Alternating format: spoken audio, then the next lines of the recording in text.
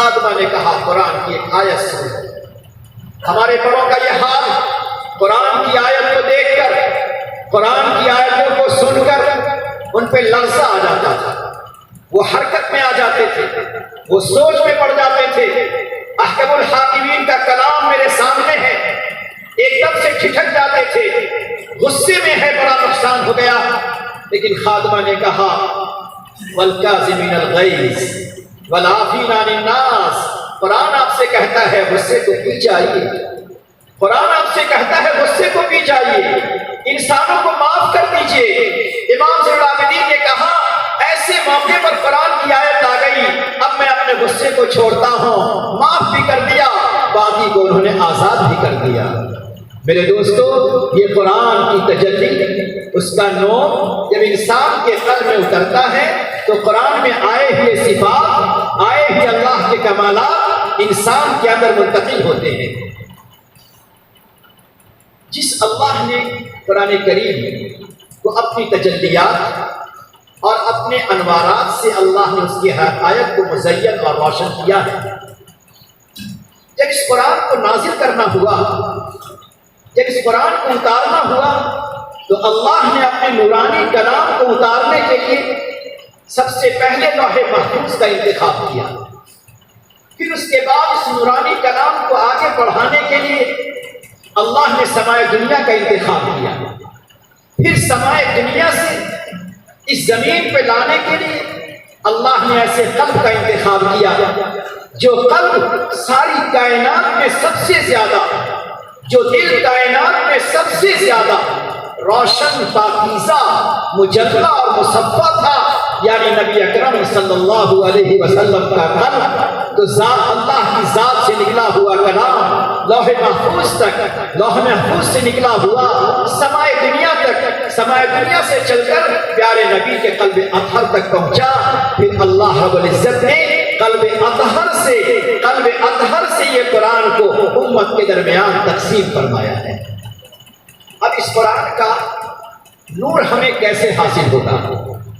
حافظ قرآن ہونے کے بعد، تلاوت قرآن کرنے کے باوجود قرآن کا نور ہمارے قلب میں تو آتا ہے، مگر وہ نور ہمارے قلب میں بس جائے، وہ تجلی ہمارے دل میں جم جائے، اس کے لیے ضروری ہے کہ ہم اپنے قلب کو پاک اور صاف کریں، اپنے قلب کو پاکیزہ بنائیں، ہمارا دل بھی پاکیزہ ہو، ہماری زبان بھی پاکیزہ ہو، ہماری سوچ، ہماری فکر بھی پاکیزہ ہو، ہماری زبان سے کبھی کوئی غلط بات نہ نکلے، ہماری زبان پہ کوئی حرام لقمہ نہ جائے، ہمارے دل کے اندر کوئی بدگمانی پیدا نہ ہو، ورنہ اللہ رب العزت ہماری غلط سوچ کو کبھی کبھی ظاہر کر دیتا ہے۔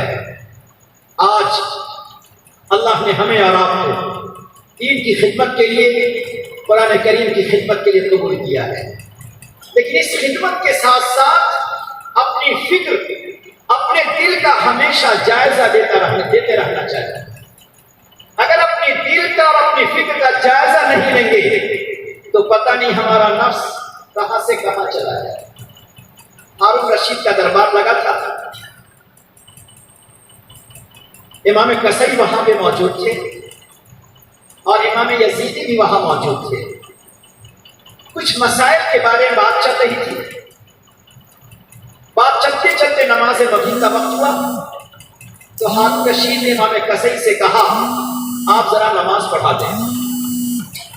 ہارون رشید مقتدی ہے، بڑے قاری امام یزیدی ان کے مقتدی ہیں، اور امام کسری نے مغرب کی نماز پڑھائی۔ جب مغرب کی نماز پڑھا دی، بہت غور سے سننے کی بات ہے اہل علم کے لیے کہ جب مغرب کی نماز پڑھائی تو اس مغرب کی نماز میں سورہ اخلاص پڑھتے پڑھتے امام کسری بھول گئے۔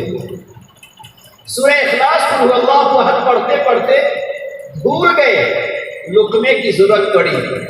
نماز سے فارغ ہونے کے بعد جو اور درباری حضرات ساتھی بیٹھے ہوئے تھے، امام کسری سے غلطی ہو گئی تو امام یزیدی نے سنت پڑھنے کے بعد آپس میں آنکھ مارا، اور آنکھ مارنے کے بعد کہا کہ دیکھو امام کسائی جس علاقے سے ہیں ان علاقے والوں کا حال یہ ہے کہ سورہ اخلاص بھی بھول جاتے ہیں.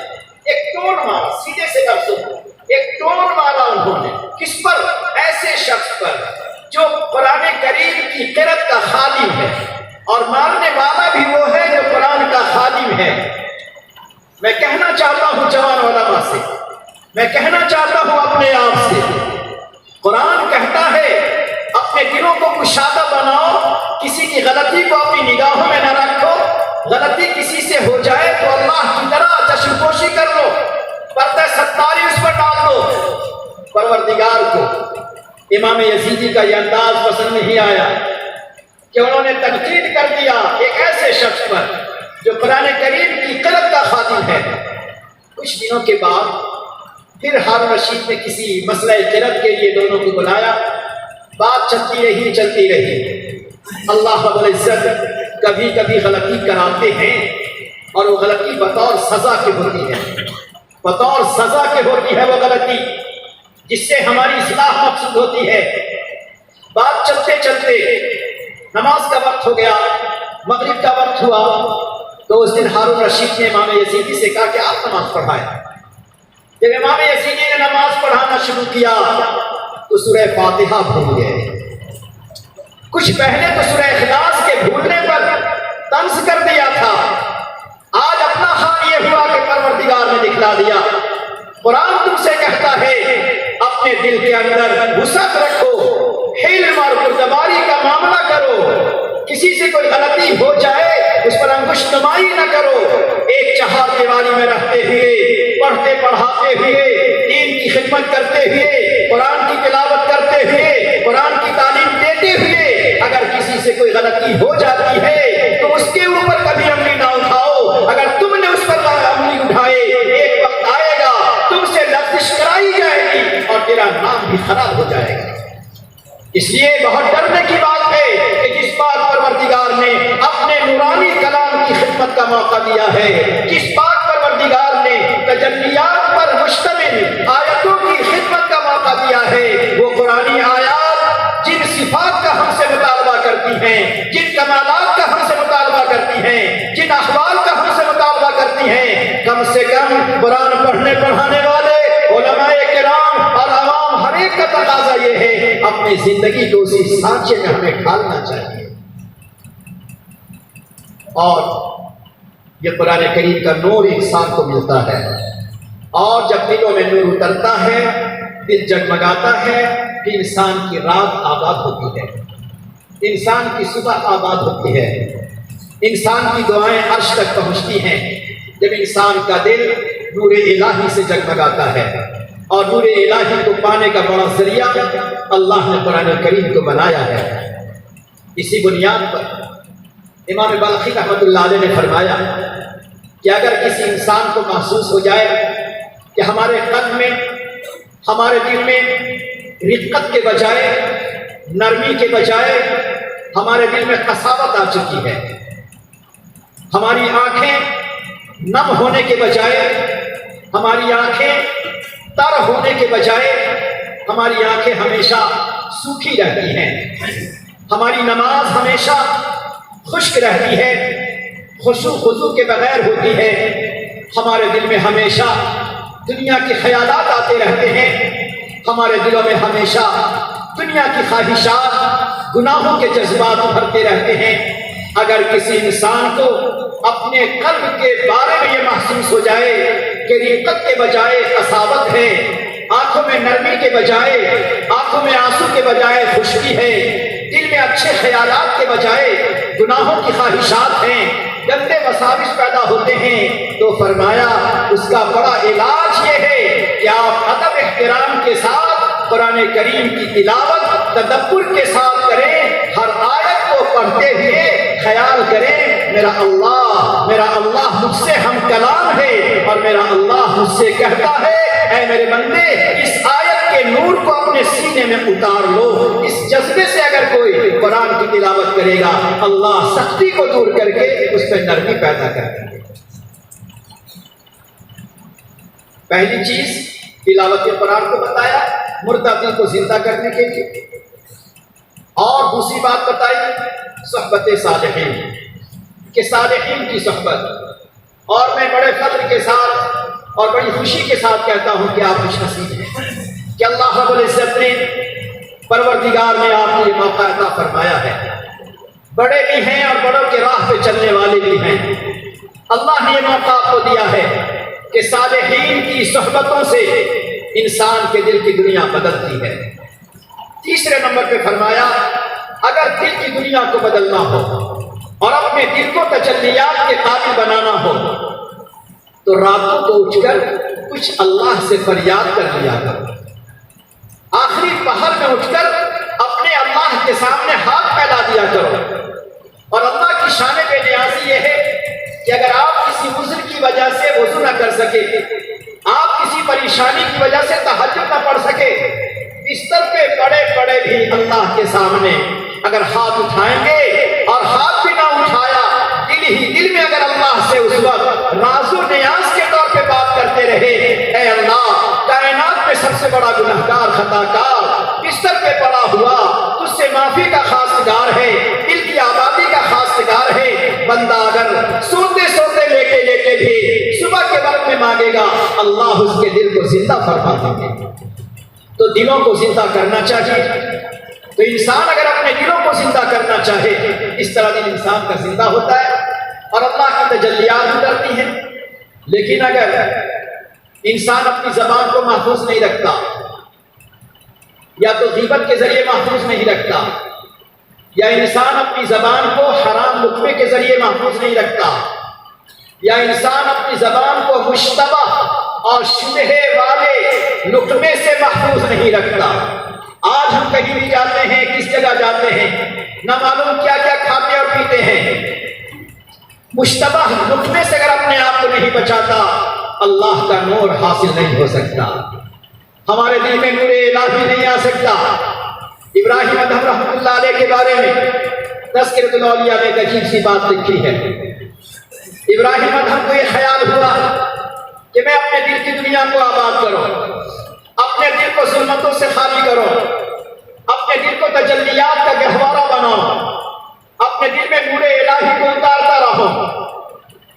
ابراہیم ادہم سفر کرتے ہوئے شہر بیت المقدس پہنچے اور مسجد اقصیٰ میں 40 دن کا انہوں نے قیام کیا، 40 دن کا قیام کیا کہ وہاں جا کر میں عبادت کرتا رہوں گا۔ وہی راتوں کو عبادت کرتے، اپنے دل کی دنیا اللہ سے مانگتے، پروردگار کے سامنے ہمیشہ پیشانی جھکا کر اپنے اللہ سے مانگا کرتے، رات کے اندھیرے میں مسجد میں سو جاتے۔ ایک رات ذرا ٹھنڈی ہوا چل رہی تھی، اوڑھنے کے واسطے ان کے پاس کچھ نہیں تھا، مسجد کی چٹائی اوڑھ کر سو گئے۔ رات کا آخری پہر تھا، ابدال کی جماعت مسجد کے اندر داخل ہوئی۔ کسی نے کہا دیکھ لو یہاں پہلے سے کوئی ہے تو نہیں، یہاں پہلے سے کوئی موجود تو نہیں۔ ایک بڑے نے کہا کہ کوئی موجود ہے، کوئی سویا ہوا ہے، لیکن اللہ ابدال کے دلوں کو روشن کر دیتے ہیں، بہت سی چیزیں منکشف ہو جاتی ہیں۔ تو ایک ابدال نے کہا کہ ایک بندہ سو رہا ہے اور اللہ کی تجلیات، اللہ کے انوارات کے لیے یہاں پڑا ہوا ہے، لیکن اللہ کو تجلیات اسے کیسے عطا کرے گا جبکہ شبہے والا لقمہ اس نے کھایا ہوا ہے، شبہے والا کھجور کا دانہ وہ کھایا ہوا ہے۔ ابراہیم ادہم فرماتے ہیں میری آنکھ کھلی ہوئی تھی، میں سن رہا تھا، میرے سوا کوئی وہاں موجود نہیں تھا، میں سوچ میں پڑ گیا کہ یہ بات تو میرے ہی خاطر ہے۔ پھر میں سوچا کہ اتنے دنوں سے ہوں اور واقعتاً میرا دل اب تک روشن نہیں ہوا، میرا دل ابھی منور نہیں ہوا۔ میں نے خیال کیا کہ یہاں آنے سے پہلے میں مارکیٹ گیا تھا، کھجور میں نے خریدی تھی، کھجور خریدنے کے بعد ترازو سے اپنے تھیلے میں جب میں کھجور کو رکھ رہا تھا تو مجھے ایک کھجور کا دانہ زمین پہ پڑا ہوا نظر آیا۔ میں نے خیال کیا کہ شاید خریدے ہوئے میں سے کوئی گر گیا ہوگا۔ میں نے وہی کھجور کا دانہ اپنے تھیلے میں رکھ لیا، اسی کو کھاتا رہا۔ وہ شبہے والا کھجور کا دانہ جو میں نے کھایا، اللہ کے دربار میں میں مگر شبہے کے دانے کی وجہ سے میں تجلی سے محروم رہا۔ آج اگر ہم چاہتے ہیں کہ ہمارا دل قرآن کریم کی خدمتوں سے روشن رہے، قرآن کی تلاوت سے روشن رہے، دین کی خدمت سے روشن رہے، اللہ کے نام سے روشن رہے، ذکر الہی سے روشن رہے، تو میرے دوستو اس زبان کو حرام لقمے سے، اس زبان کو شبہے والے لقمے سے ہمیں اپنے آپ کو بچانا پڑے گا، حرام باتوں سے اپنے آپ کو بچانا پڑے گا، حرام فکروں سے اپنے آپ کو بچانا پڑے گا۔ ابراہیم ادہم کہتے ہیں میں وہاں سے صبح ہوئی، میں نکلا، بازار گیا، بازار جا کر میں نے اس دکاندار سے معافی چاہی اور میں نے کہا میں نے کھجور کا ایک دانہ آپ کا زائد لے لیا تھا، آپ مجھے اللہ واسطے معاف کر دو۔ وہ خوش ہوا، اس نے مجھے معاف کیا۔ ابراہیم ادہم کہتے ہیں میرے اوپر کسی کا کوئی مال حرام نہ تھا، جیسے میں خدا کے دربار میں آیا، سجدہ کیا، ہاتھ اٹھایا، معافی چاہی، ایسا لگا میرا دل روشن ہو گیا، جگمگانے لگا۔ اگر ہم اور آپ چاہتے ہیں کہ اس مختصر سی زندگی میں ہمارا دل اللہ کے نور سے، کلام الہی کے تجلی سے ہمارا دل روشن رہے، جگمگاتا رہے، تو اپنی زبان کو بچائیے، اپنی آنکھوں کو بچائیے، اپنے دل کو بچائیے، اپنی فکروں کو بچائیے، بدگمانی سے اپنے آپ کو بچائیے۔ سب سے بہتر صورت یہ ہے اپنے آپ پہ نظر رکھیے، اپنے آپ پہ نظر رکھیے، کسی اور پہ نظر ہی نہ ڈالیے۔ جنید بغدادی رحمۃ اللہ علیہ کے بارے میں لکھا ہے ایک جوان انسان ان کے سامنے آیا۔ آج سب سے بڑا مسئلہ یہ ہے کہ ہم اپنے آپ کی فکر نہیں کرتے، اپنے آپ پہ نظر نہیں رکھتے، پڑوسی کیا کر رہا ہے، ہمارا ہم سفر کیا کر رہا ہے، ہمارا رفیق کار کیا کر رہا ہے، اس پہ ہماری نظر ہوتی ہے اور اپنے آپ پہ نظر نہیں ہوتی۔ جنید بغدادی رحمۃ اللہ علیہ فرماتے ہیں کہ میرے دروازے پر ایک جوان سائل آیا، دیکھنے میں بڑا ہٹا کٹا مضبوط توانا تھا، میرے دل میں اس کے بارے میں بدگمانی آ گئی، میرے دل میں بدگمانی آ گئی۔ آج ذرا خدا کے گھر میں قرآن کریم کی نسبت پر ذرا ہم میں سے ہر کوئی، میں اپنے آپ سے بھی کہتا ہوں، اپنے رفقائے کار سے بھی کہتا ہوں کہ ہر کوئی ذرا اپنے دل پہ نگاہ ڈالے، کیا ہمارے دل میں بدگمانی نہیں آتی؟ کیا کسی کی تحقیر نہیں آتی؟ کیا کسی کے بارے میں حقارت نہیں آتی؟ کیا کسی کے عمل کو دیکھ کر میرے ذہن میں کچھ غلط خیال پیدا نہیں ہوتا؟ اگر یہ ہوتا ہے تو پھر ہمیں اس کی فکر تو کرنی چاہیے۔ جنید بغدادی رحمۃ اللہ علیہ فرماتے میرے دل میں خیال آ گیا، میں رات میں سویا، اللہ نے ولایت دینا چاہتے تھے تو اللہ نے اصلاح کا راستہ دیا۔ کہتے رات میں سویا تو میں نے دیکھا کہ ایک انسان میرے پاس آیا، خنچا لے کر آیا اور خنچا ڈھکا ہوا تھا، مجھے اس نے پیش کیا کہ آپ کی خدمت میں ہے۔ جب میں نے اسے کھولا تو میں نے دیکھا کہ اس میں چھوٹا سا مردار پڑا ہوا ہے، چھوٹا سا مردہ پڑا ہوا ہے۔ کیا تھا یہ؟ زبان سے حقارت کے الفاظ نکلے تھے، گویا وہ حقارت والے الفاظ، وہ تحقیر والے الفاظ، وہ جملہ جو حقارت والا تھا گویا مردے کی شکل میں دکھلایا گیا۔ جنید بغدادی کہتے ہیں میں ناراض ہوا تو اس بندے نے کہا اچھا اس مردہ کو کھانے سے آپ کو شرم آتی ہے، اس مردہ کو لیتے ہوئے شرم آتی ہے، مگر اپنی زبان سے جو بات کہہ رہے تھے، وہ جو حرام بات کہہ رہے تھے، اس سے آپ کو شرم نہیں آئی؟ جب وہ بات اس نے کہی تو میں گھبرا کر کھڑا ہو گیا، میری آنکھ کھل گئی، صبح ہوئی، بے چین رہا، بے قرار رہا۔ میں گھر سے باہر نہر کی طرف نکلا، میں نے دیکھا وہی جوان کنارے بیٹھا ہوا ہے۔ مجھے بےتاب دیکھ کر وہ جوان مجھ سے کہتا ہے اے جنید، کل جو تم نے گناہ کیا تھا کیا تم نے اس گناہ سے توبہ کر لیا؟ جنید کہتے ہیں دیکھنے میں سائل ہے، دیکھنے میں فقیر ہے، مگر حقیقت میں وہ درویش دل تھا جس کا دل اللہ کی محبت سے بھرا تھا، جس کا دل اللہ کے نور سے ایسا روشن تھا کہ اس پر الہام ہو گیا، اس پر منکشف ہو گیا۔ وہ مجھے کہتا ہے جنید کیا تم نے اپنے گناہوں سے توبہ کر لیا؟ جنید کہتے ہیں اس دن مجھے سمجھ میں آیا دیکھنے میں سیدھا سادہ انسان ہے مگر اللہ کا کتنا مقرب ہے۔ میں نے کہا ہاں میں نے آج کی صبح تہجد میں اٹھ کر اپنے اللہ سے توبہ تو کر لیا لیکن دل میرا بیتاب بے قرار رہا، نہ تلاوت میں جی لگا نہ ذکر میں طبیعت لگی۔ میں بیتاب ہو کر اپنی مسلح کو چھوڑ کر میں نہر کے کنارے چلا آیا۔ اس بندے نے کہا جنید اطمینان رکھو، اللہ کی شان یہ ہے کہ بندہ اگر سچے دل سے توبہ کر لیتا ہے تو اللہ اس کے توبہ کو قبول کرتے ہیں۔ تم نے سچے دل سے توبہ کر لیا ہے، اللہ تیرے دلوں کو پاک اور صاف کر دے گا۔ میں عرض کرنا چاہتا ہوں کہ پاک پروردگار نے ہمیں اور آپ کو جس پاکیزہ ماحول میں رکھا ہوا ہے